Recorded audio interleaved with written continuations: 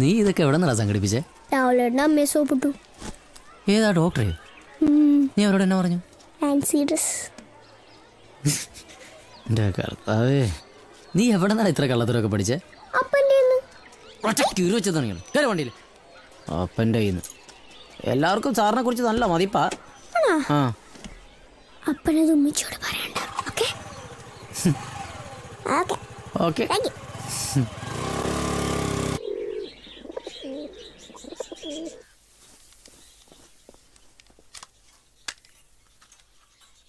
മുഖ്യമന്ത്രിക്ക് വധഭീഷണിയുമായി അജ്ഞാതന്റെ phone call. Phone switch off ചെയ്തുവെങ്കിലും മൊബൈൽ ഫോണിന്റെ ഉടമസ്ഥനെ കണ്ടെത്താനുള്ള ശ്രമത്തിലാണ് പോലീസ്.